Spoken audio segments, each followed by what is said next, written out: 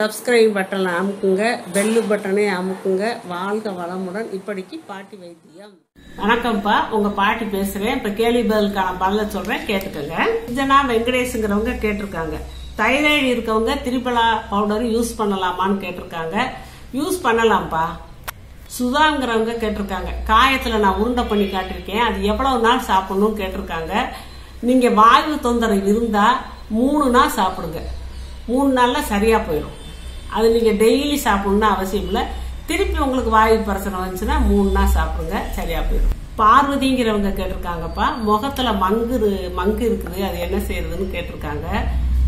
நம்ம குப்பைமேனி இலை இருக்குல்லப்பா, குப்பைமேனி இலை, கஸ்தூரி மஞ்சள் இதுல வச்சு வலுவலுன்னு அரைச்சு, வலுவலுன்னு இந்த நம்ம ரோஸ் வாட்டர் கூட ஊத்தி அரைக்கலாம், தண்ணியை ஊத்தி அரைக்காம அரைச்சு மூஞ்சியில அப்படியே தடவி விட்டு ஒரு அரை மணி நேரம் கழிச்சு குளிச்சுவாங்க. வாரத்துக்கு 2 நாள் அந்த மாதிரி செய்யுங்க.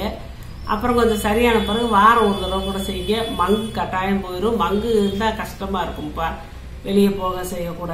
அது கொஞ்ச நாள் ஆகும், 3 மாசம் நாளும் எடுக்கும். இளவரசிங்கிறவங்க கேட்டிருக்காங்கப்பா, டெலிவரி ஆகி 54 ஆகுதான், 54 நாள் ஆகுது. எனக்கு நைட்ல படுக்கும் போது நெஞ்சு எரியுது. டாக்டர்கிட்ட காட்டினா உங்களுக்கு இரைப்பையில புண்ணு இருக்குன்னு சொல்றாங்க. இரைப்பையில புண்ணு இருந்தா அதை எப்படி ஆத்துறதுன்னு கேக்குறாங்க. இரைப்பையில புண்ணு இருந்தாப்பா, நீங்க தேங்காய் பால் டெய்லி கூட சாப்பிடலாம். உங்களுக்கு நல்லது, உங்க குழந்தைக்கு நல்லது, வயிற்று புண்ணையும் ஆத்தும்.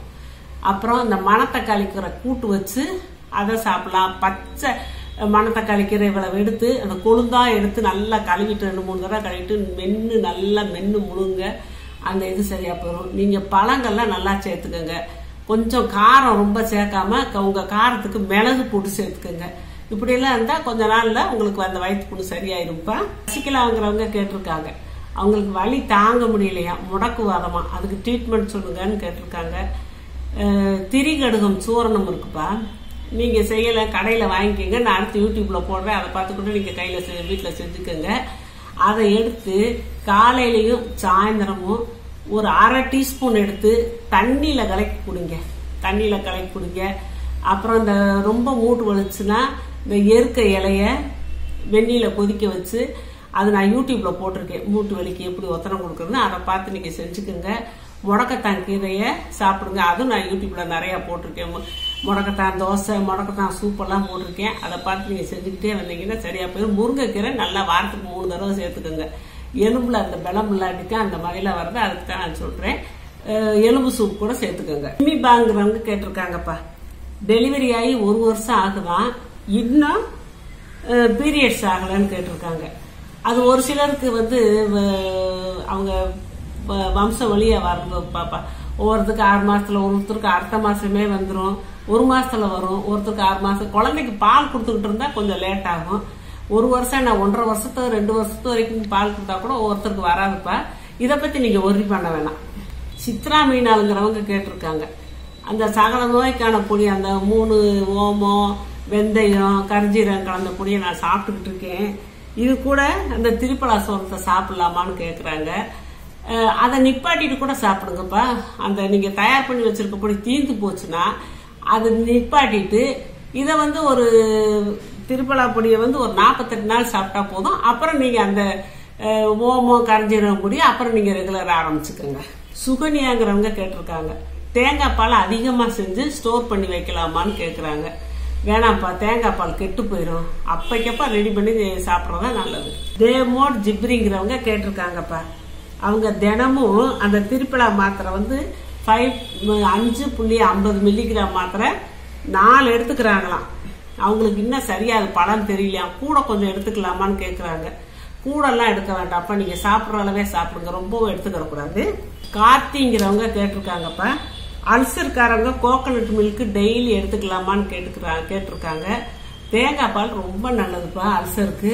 நீங்க மற்ற பால், டீ, காபி இதுக்கெல்லாம் இந்த மாட்டுப்பால் இதெல்லாம் குடிக்கிறதுக்கு தேங்காய் பால் நல்லதான், டெய்லி எடுத்துக்கோங்க. ஆனா காலையில எடுத்துக்கோங்க, ஈவினிங் வேணாம், அது கொஞ்சம் நெஞ்ச கறிக்கும்.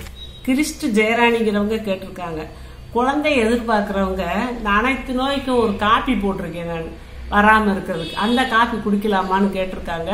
குடிக்கலாம், வேணா அந்த கரிஞ்சீரகம் மட்டும் போடாதீங்க, மத்ததெல்லாம் போட்டு அந்த காப்பி பொடி ரெடி பண்ணிக்கோங்க. கணேஷ்குமார் கேட்டிருக்காருப்பா, தேன் நெல்லியை வந்து கட் பண்ணி போடலாமான்னு கேட்டிருக்காங்க.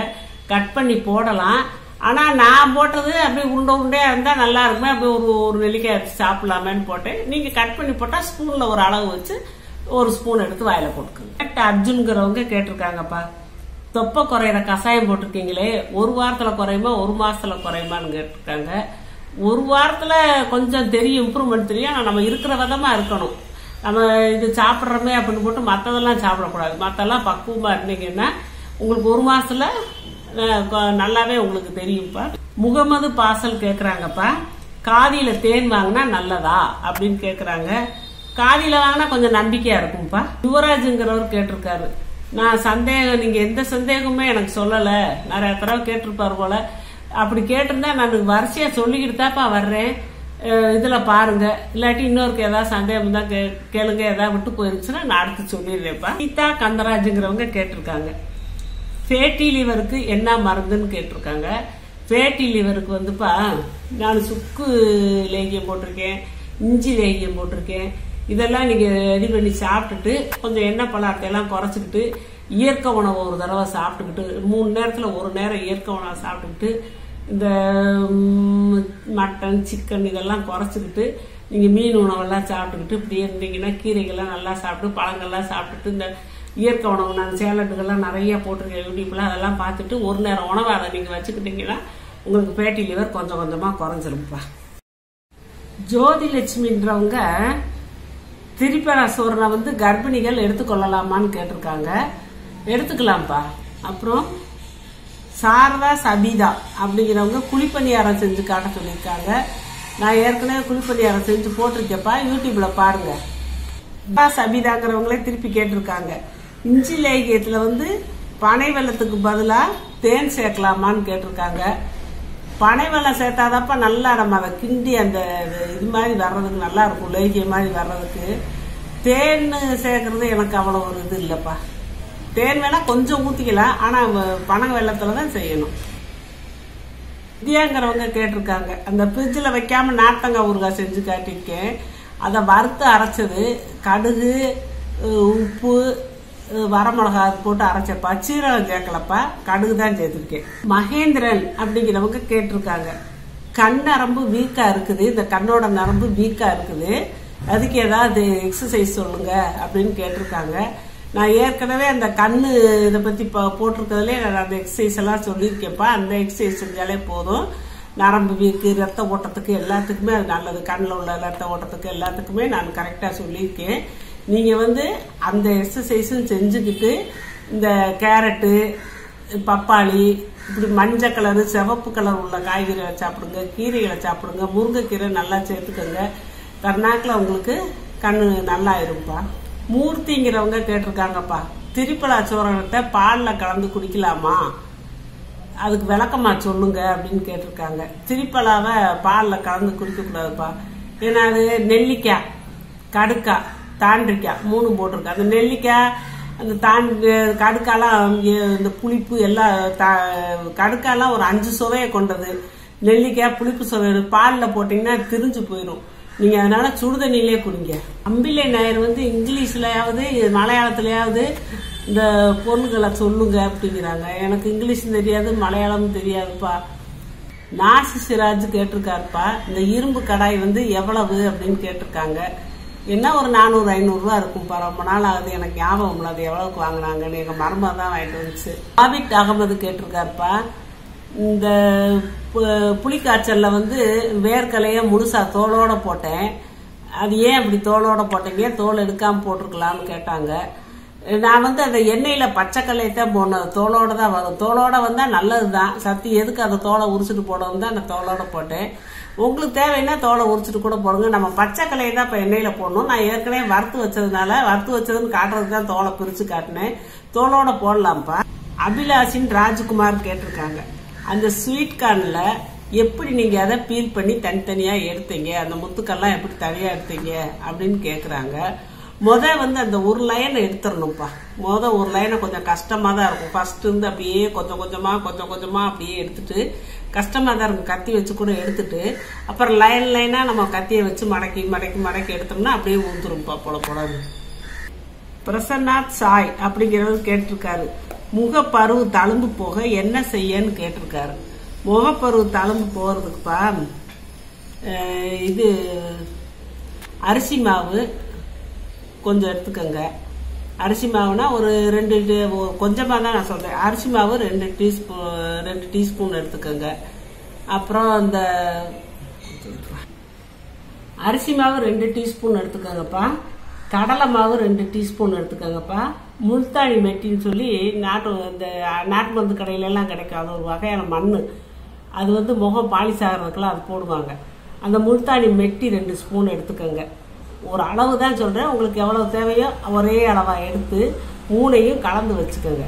கலந்து வச்சுக்கிட்டு கத்தாழை ஜெல்லு, நீங்கள் உடனே கத்தாழையை பறித்து ஜெல் எடுத்துக்கிட்டாலும் சரி, இல்லை கத்தாழை ஜெல்லு கடையில் விற்கிது அதை வாங்கிக்கிட்டாலும் சரி, நீங்கள் அதை டப்பாவில் போட்டு வச்சுருக்கீங்களா, அந்த 3 மாவையும் கலந்து அதை உங்கள் முகத்துக்கு எவ்வளவு தேவையோ அவ்வளவு எடுத்துக்கோங்க. ஏன்னா நான் இவ்வளவு தான் 1 டீஸ்பூன் 1/2 டீஸ்பூன் சொல்ல முடியாது. உழுக்க சாப்பிட்றதுல நீங்கள் முகத்துக்கு தடவுறது, நீங்கள் தழும்பு நிறையா இருந்தால் நிறையா எடுப்பீங்க, கொஞ்சமாக இருந்தால் கொஞ்சமாக 1/4 டீஸ்பூன் 1/2 டீஸ்பூன் எடுப்பீங்க.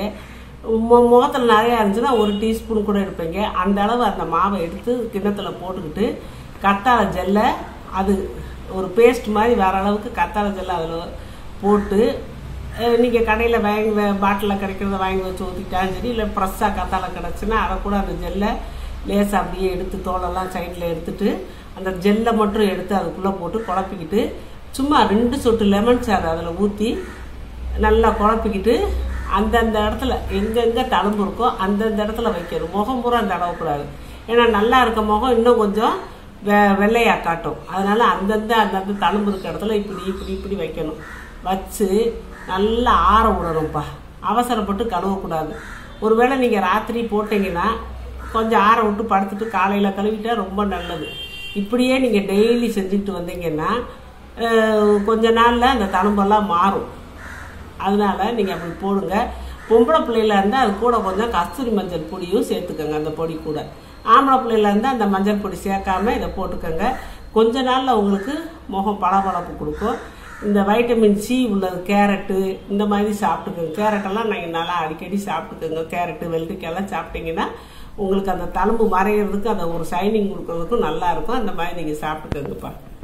சப்ஸ்கிரைப் பட்டனை அமுக்குங்க, பெல்லு பட்டனை அமுக்குங்க. வாழ்க வளமுடன். இப்படிக்கு பாட்டி வைத்தியம்.